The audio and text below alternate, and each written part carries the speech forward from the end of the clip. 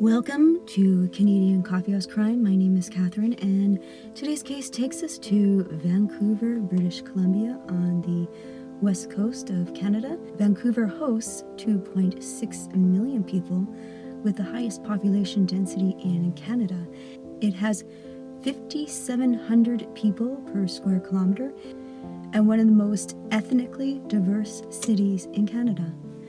The Vancouver Canucks joined the NHL in 1970, and next to the Buffalo Sabres, it is the oldest hockey team to never win the Stanley Cup.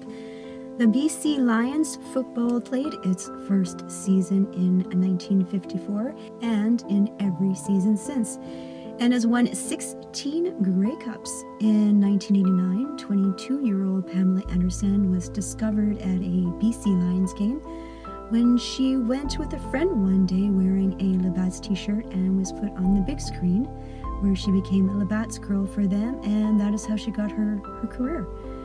The Vancouver Aquarium opened in 1956. It is a center for marine research, activism, education, and rehabilitation, and maintains 9.5 million liters of water for its different aquatic displays, and sees about 1 million visitors every year. On January 14th, 1953, police were called to an area in Stanley Park. Stanley Park is kind of an island between North Vancouver and South Vancouver. It is 1,000 acres of rainforest. It is considered to be the Central Park of Canada. It has a seawall to go for walks. It has lagoons, hiking areas, tourist lookout points, beaches, and is where the Vancouver Aquarium is located.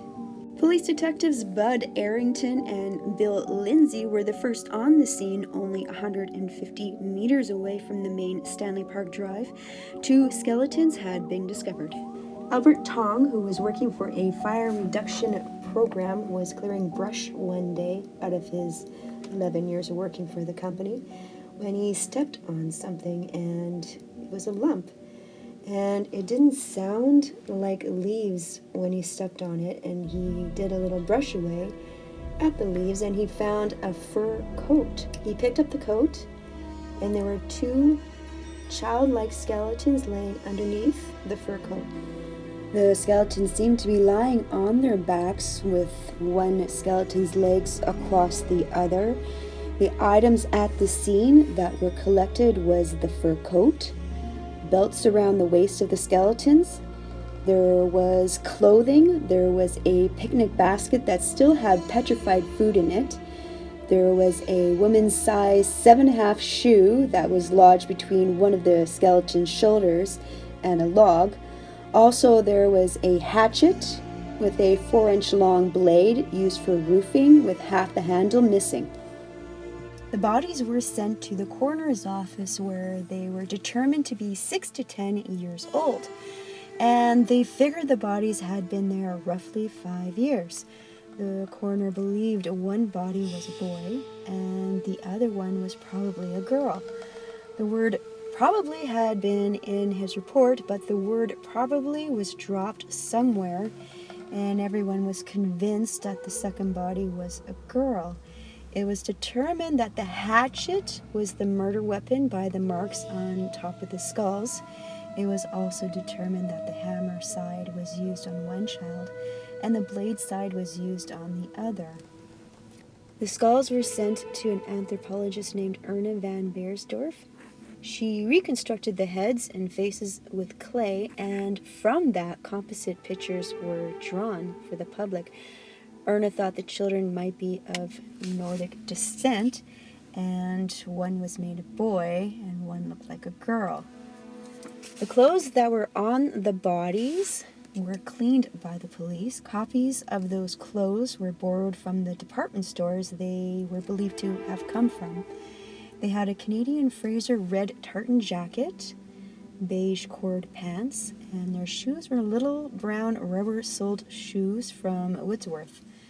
The shoes the children were wearing were believed to have been made after World War II and were brought over from Asia, which led detectives to believe the children were murdered within 5 years because the shoes were dated after World War II, which was 1945. The present date at the time was 1953. The aviation hats that the children were wearing and found at the scene were very popular at the time. Just after World War II, all the kids wanted to be a pilot, and you could buy these aviation hats for $1.59 anywhere, and so they were very common. The clothes were put on mannequins, and pictures were taken. The drawn pictures of the children and pictures of the clothes on mannequins were sent across North America, but to no avail. No one claimed the children's bodies. The fur coat that was found at the scene was a size 16, and apparently it was of low quality. The sleeves had leg of mutton sleeves. The collar was dyed muskrat fur, and the coat was made in 1943. The woman's shoe, that was size 7.5, was determined that it might have been left there when the woman was fleeing from the scene because it was lodged between a shoulder and a log. Detectives started asking for witnesses to come forward if anyone had seen anything in the last 5 years regarding a little boy and a little girl.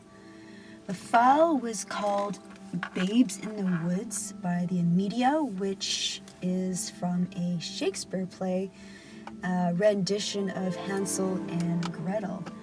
A few witnesses came forward with some stories, but none without a solid lead. The file went cold after only a 2-page investigation. The skeletons were put into 3 different evidence boxes and was put into storage for the next 25 years. In 1986, the Vancouver Museum opened. A Babes in the Woods display was added. The skulls were in the museum, and the remainder of the skeletons stayed in the evidence storage room, where they stayed until 1996. It's been reported that Robert Noon, the museum director, always turned their lights off last and wished them a good night every day. A new set of eyes from Detective Sergeant Brian Honeyborn from the Unsolved Homicide Unit decided to have a look at the case in 1996. He had an idea. He decided to take the skulls to his friend Dr. David Sweet, who is a dentist at the University of British Columbia. He extracted a tooth from each skull and was able to get DNA from these teeth. They used the teeth because teeth are the last part of the body to decompose and is rich with DNA. He took the tooth and ground it up into a powder that was mixed with a DNA activation solution. And this was 1996, but with his limited DNA technology, he was able to tell that both skeletons were boys because each tooth had XY chromosomes. This also told them that the boys were half-brothers and shared a mother. This was a huge breakthrough, and this completely changed the course of the investigation because now they were looking for 2 missing boys, not a missing girl and a missing boy. They'd actually done reenactment videos using a girl and a boy. The police were looking for a missing girl and a missing boy for 45 years, and they were wrong. Detective Honeyburn went back and re-looked at the 2-page file. He also discovered that the children's shoes were actually made before the war, so the kids could have been killed before 1947. The skeletons could have been older than 5 years when they were found in 1953. He re-talked to witnesses and tried to uncover scenarios of 2 missing boys from the time. One woman said she kept a diary of the day she saw a woman go into the woods with her boy and girl with a hatchet and came out without one shoe and without her coat and without the children. She said that she remembered that day because her fiancé and her broke up, and that was October 5th, 1947, and she went into complete detail in the diary about what they were wearing, and everything matched. She made a statement in 1953, but in 1996 she admitted to Honeybourne that it was a lie. A logger had come forth with a statement saying he picked up a hitchhiker in 1947 with 2 little boys wearing aviator caps, but Honeybourne tracked them down and both boys were alive. Another theory was that a 23-year-old woman traveling in Edmonton to Vancouver had thrown herself from a 60-foot bridge November 4th, 1947 in Vancouver, and they made an assumption that she had committed suicide because she had killed her children and the children were hers. A woman named Lipstick Liz, a sex trade worker who lived with her father at a lighthouse near Beaver Lake, was looked into because her 2 sons had gone missing, but that had panned out. Another story that was looked into was a police officer who made a statement back in 1953, believing someone he knew may have been the killer because her 2 sons were missing, but it was dismissed at the time because they were not looking for 2 boys. That was also looked into. Apparently the brother's body of these 2 missing boys was exhumed in 2015, but DNA did not match. And once a sailor made a statement that on May 5th, 1944, he was walking around the park with his girlfriend, and he made a statement that a woman ran out of the woods wearing only 1 shoe and no coat. She looked at them, screamed, and ran off, but that also led nowhere. Detective Sergeant Honeybourne retired in 2001, and again the case went cold, even after all his work. In 2018, New Eyes decided to use public ancestry DNA internet logs to try and figure this out. They sent the 70-year-old skeletal remains to a DNA lab in Thunder Bay, Ontario, at the Lakeland University. And that lab was able to extract DNA that was usable for ancestry location, which was amazing considering the bones had been on display. They were out in the elements for 5 years. They were handled by so many people and at one point had been left in storage for 25 years. That extraction was sent to Dr. Anthony Redgrave's Forensic Services in Massachusetts. Dr. Redgrave used public ancestry databases with the DNA that was sent to him, and slowly but surely he was able to match up a DNA sample with an individual. The family was contacted and was asked if anybody was missing from their family, and they said yes. David and Derek Dalton had not been accounted for since 1947. Eileen and Doreen Bequest were born fraternal twins in 1918. In Canada, there are 3 major groups of Indigenous people: the First Nations, the Inuit, and the Métis. Eileen and Doreen were born in Alberta. They were of Métis descent, and Métis is the French word for mixed, as the Métis people are descendants from a French and Indigenous mixed settlement dating back to the 1600s. In 1947, Eileen, a sex trade worker, was living with her 3 children. Diane was born July 1937. Derek was born February 27th, 1940. And David was born June 24th, 1941. In 1947, they were attending Henry Hudson Elementary School in Kitsilano, BC. Why the children had last names of Dalton is unsure. Eileen was never married. Eileen had 3 different fathers for her children. Eileen's maiden name was not Dalton, but here she is pictured in a newspaper with her sister Doreen in January 1949 when she was 31 years old, 2 years after the death of her children, using the name Dalton in the newspaper.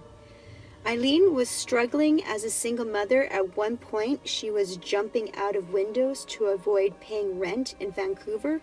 According to the family, the boys were taken into CFS because the family was too poor to take care of them. Diane would ask about them once in a while, and she would be told they were taken into Child and Family Services and not to talk about it. What was in the past was in the past. She never saw her brothers again. Diane had a child named Cindy, and Cindy would see pictures of David and Derek, and she knew that they were her uncles. And she would ask her mother Diane about them, and her mother would say, "Sorry, I don't know anything about the past." And Cindy recalls her grandmother Eileen being a very gentle, loving, caring person. She loved her animals, but she was a very sad woman, and when you asked her about what was bothering her, no one was allowed to talk about her problems or her issues. Eileen passed away in 1996 when she was 78 years old. And she was a kind, caring, and loving woman.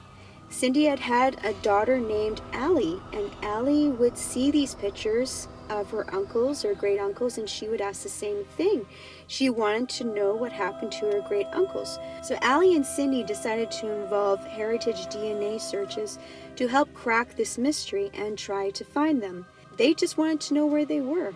So Diane at this time was suffering from dementia, and Cindy was able to get a DNA swab from Diane, and Allie took her DNA, and they sent these samples to many different DNA heritage platforms. So the DNA was out there, and just so happens that Dr. Redgrave found them with a match to Diane's profile, their half-sister. The family was contacted, and the family was finally able to ask them, "Where are our uncles?" They were told, "Unfortunately, your family members are the children from the Babes in the Woods case that were killed with evidence that points towards homicide by their mother." The boy's mother, Eileen, was a grandma. She loved animals. She babysat. And the thought that Grandma Eileen could be a killer shocked them. The police have enough evidence to name Eileen as the killer, but not enough evidence to officially charge her with it, so she'll never be held responsible for their deaths. The evidence that they do have is that they know it was a female by the shoe that was found left behind when she was fleeing from the scene. The fur coat is an indication of care from the murderer by covering them up. Child and Family Services were never involved in Derek's and David's life. According to police investigation, they were never put into the system. The bludgeoning wounds on the heads of the children were softer than a man's, and they believed that a woman committed them. The police made a public statement saying they know a family member was responsible for this murder but passed away 25 years ago. Eileen passed away 25 years ago. Eileen took the story of her boys to her grave in 1996. The same year, Detective Sergeant Honeyborn took over the case when it was discovered they were both boys. Detective Sergeant Honeyborn decided that the children's skulls and skeletons should have a final resting place, and what he did was he took the bones of the boys to a crematorium, and without authorization from superiors, he had the remains cremated, which they did reluctantly because they were two sets of bones put together, and that's against the law. Their story was told to the crematorium, and he understood how famous these bones were and decided to do it for the police. Only if the crematorium's name was never revealed, and it never has. Honeyborn took the ashes without the knowledge of his superiors, risking his career. He took a police boat to the Kitts Island area with the police chaplain and scattered the ashes to the ocean as a final resting place for the boys.